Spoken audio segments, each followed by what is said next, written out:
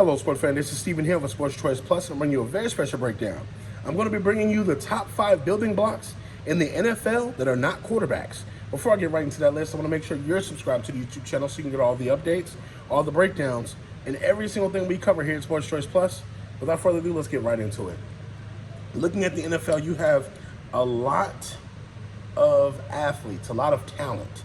But what are the top 5 players that are building block-wise in the NFL?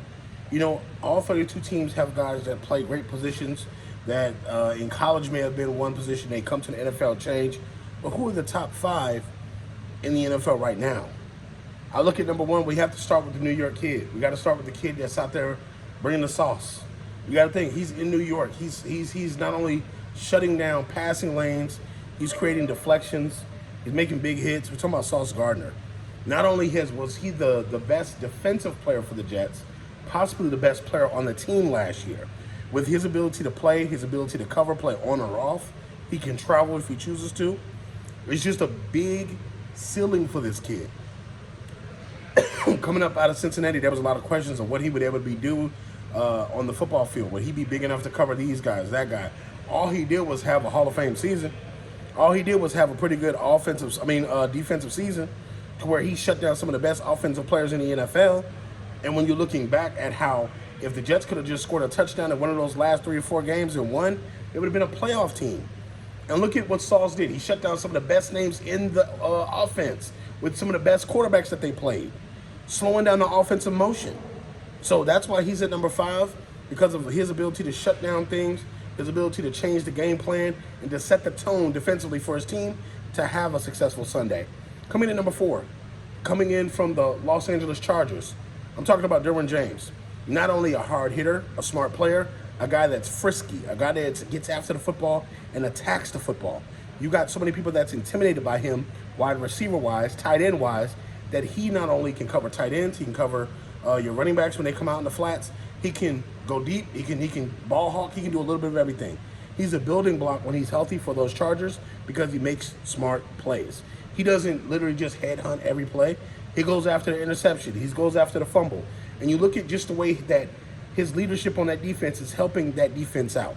You look at Bosa being on the front end of that defense, he's on the backside of that defense. So that's a big part of why he is on this list at number 4. Coming in number 3, I didn't want to log jam this list with one type of position, but I was forced to put this one here because not only is this kid sensational, but he's special on Sundays.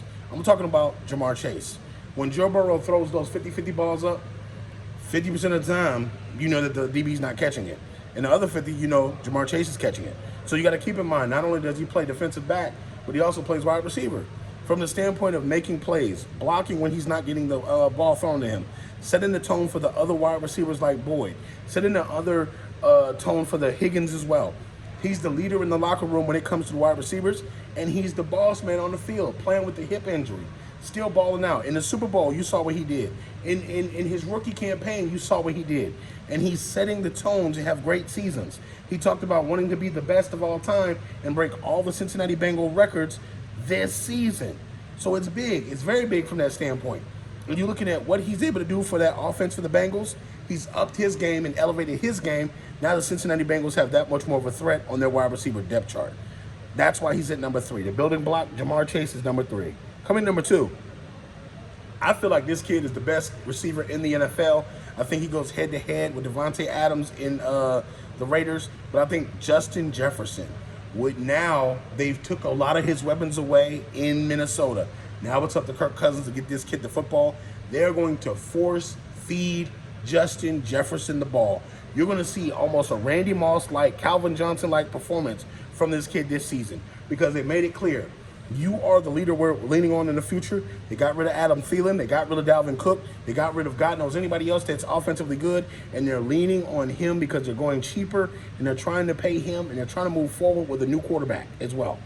So you got to keep in mind, Justin Jefferson is going to be the answer in Minnesota for the next couple of years. I don't see him getting away from Minnesota like Randy Moss did. I don't see him leaving or going anywhere. I see them paying him. And I think he sets the tone for that Minnesota Vikings team every week with the way that he runs his routes, the way that he catches the football, the way that in the fourth quarter he performs to make big catches and makes the chains move from fourth down to first down, third down to first down, second down to first down. So he sets the tone. You got to think that wide receiver room is just getting better in Minnesota. They just drafting well. They're just putting players together well. Coming in at number one. Coming in at number one. This kid is a monster. This kid is a freaking monster, a work rat, a gym rat, if you will. This offseason, you've seen all the videos of him going up against former Hall of Famers. You see him attacking offensive linemen. You see him in Von Miller's training camp.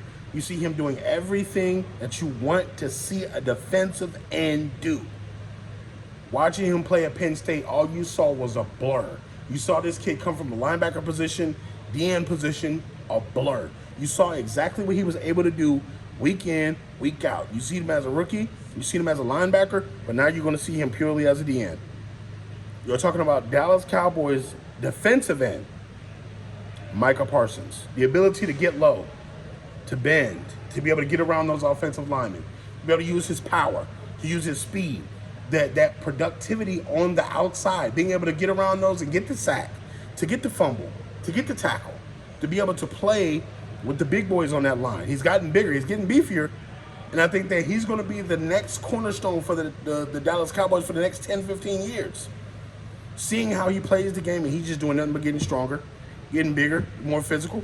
He's going to be the reason why the Dallas Cowboys defense doesn't take a step back, but they take a step forward. Now, I don't know if they're going to win a Super Bowl in Dallas, but I think he's going to be one that plays lights out week in and week out. I hated that as an Eagles fan, but he's a monster. So these are my top 5 cornerstones that are non-quarterback in the NFL. Give me your top 5. No matter what division, no matter what you got going on, get in the comment section. Definitely check out Sports Choice Plus on the breakdowns and all the updates, and we will see you on the next video.